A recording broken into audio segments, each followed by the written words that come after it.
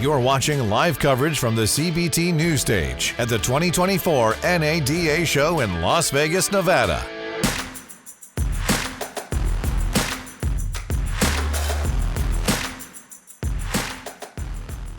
Hey everyone, Jim Fitzpatrick out at the 2024 NADA convention, and we're shooting live, which is pretty cool this year. And look who I've got with me, Mr. John Fitzpatrick. And if we look a little bit alike, there's a reason for that. So thank you so much, John, for so many things, but spending some time with us here at the CBT stage, and of course, providing us with 3 beautiful grandchildren. Yeah. So, Yeah. for those of you that don't know, John's my son. Yeah. So it's always great catching up with you at NADA. Yeah. So yeah. James is scoring points in a basketball game right now. Does that he I'm really? missing, back at home. Yeah. So, yeah. And he was nice enough to name his first son after me, which There we was go. pretty cool. So now enough on the family stuff. So Yeah. I went by your booth earlier and it was covered up. I mean, a lot of activity. But I first want to start with the acquisition that you made with GSM, which was Gulf States Yes. Marketing back in 2021. How is that going? And I know that was a big initiative for Force. Yes. Force Marketing to get in really in a big way to fixed ops marketing. So how's that going? It's going great, and you're right. It was a big deal for us. A, we had never done an acquisition before. Yeah. B, fixed ops had been a part of the industry that we had done a good amount of marketing in, but we Yeah. were primarily a variable ops marketing focused business, and we Right. had built technology around helping dealers with new and used vehicles and turning them at a quick rate and personalized marketing. And so we knew that we had to build or buy at some point a fixed ops marketing technology stack to have one view of the customer. That Right. had been our goal. We Right. know that the customer wants one communication channel with their dealership, and we know the dealership would prefer to have one communication channel with the customer. And we saw, in this space, there was no one really having that from a personalized marketing standpoint.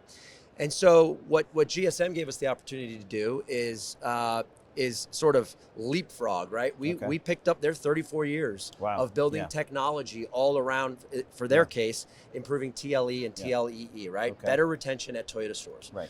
And we know most dealers that are not in Toyota look to Toyota They as also, sort of, they also want a Toyota they store. want a Toyota store. Sure, Toyota's done such a great job with that brand. That's right.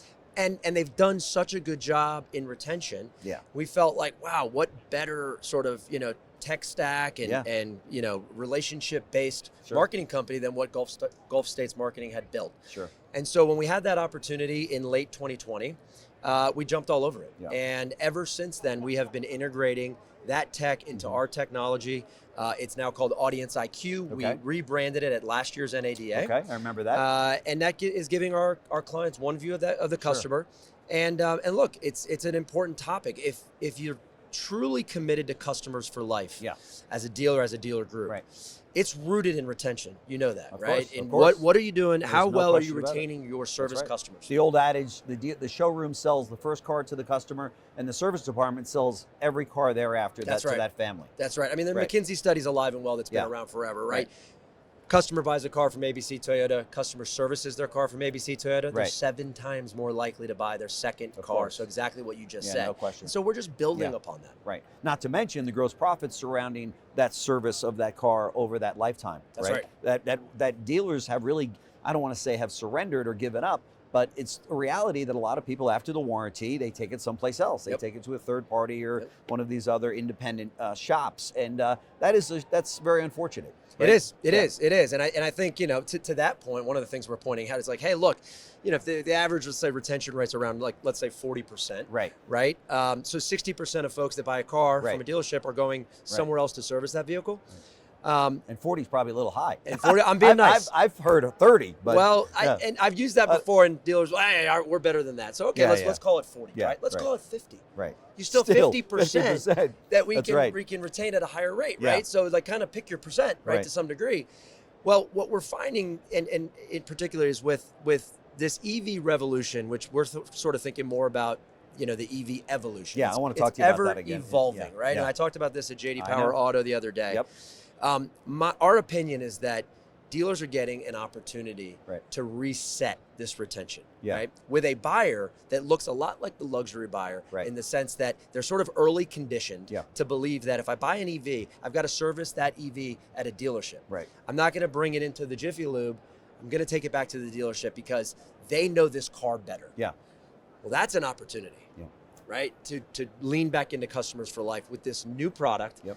this new sort of customer product connection. And we just believe there's a huge opportunity for dealers if they really pay attention to this, this opportunity. Yeah, no question. I do want to bring up the fact that you did sit on a very important panel at the JD Power Summit, which is an incredible event.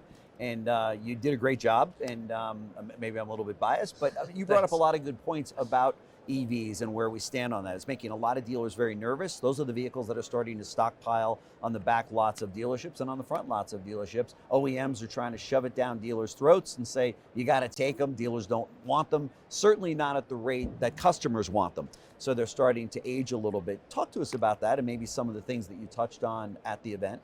Yeah, and I was sitting on with Mike Stanton, and Mike's, look, he's got 17,000 new car dealers going, help us here, right? Right. And I get it, right? And he's right. It has come a little too fast. We jumped in a little too fast. Sure. But that ship sailed, right? Yeah. These commitments. So now what do we do, right? These commitments from the OEMs are real. I know. This product's coming. I know. Right? And so what I shared is that, look, there's an opportunity in this. If instead of fighting it, we embrace it, and we just think about how do we communicate and educate and inform the customer, and really lean into that. What does the ownership of this new product look like? Help me understand that. Right. I think we've got an opportunity to move these cars, but we have got to lean into educating the consumer. We've got to lean into educating the dealer, employees, right? The team. The salespeople, the BDC center, Right. where, a lot of times is the first opportunity for a consumer to have a conversation. Right. And not only, I don't know, I mean, it's definitely education for sure, but it's also buy-in.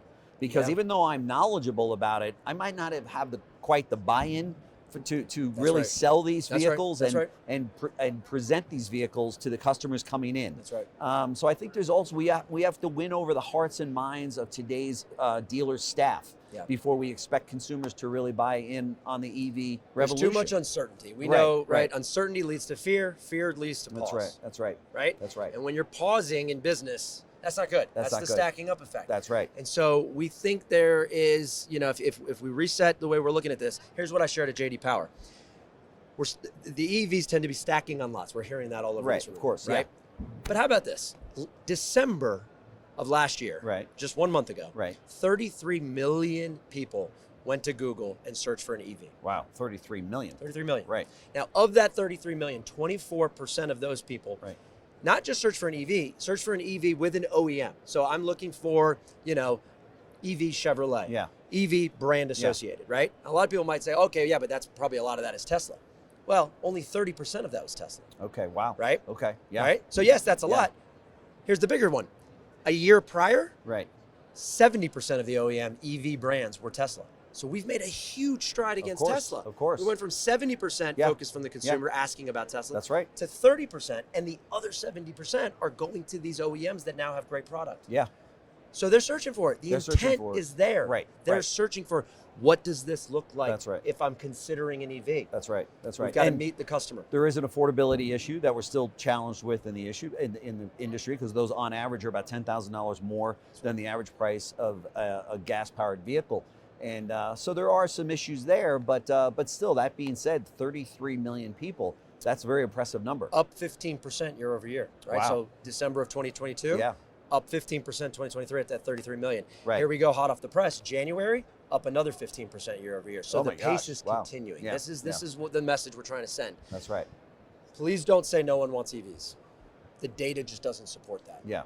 They are interested. Right. They just are taking a little bit more time because of that uncertainty concept. It'd be really interesting to drill down if somebody did a study to say, how did that consumer go from the search, and I know you brought this up, but from the search to driving out in a gas-powered vehicle and not an EV? And why was that? I want to conduct some maybe focus groups at CBT News to find out the answers of that. Yeah. We'll look into that for you. On our end, we work with 1,200 dealers, so that's a good enough data set, right? Maybe we can partner on a focus group, in Atlanta, and bring people in that say you shopped for an EV, you drove out in a gas-powered vehicle. Why? What happened in that process? Was it money? Was it the salesperson? What was it that changed your mind? Was it infrastructure? I don't know if there's enough charging stations in my area, right? I mean, one of the other things we shared was that That is a huge concern, right? Of the top 5 concerns, the charging infrastructure is a concern. But here's the reality.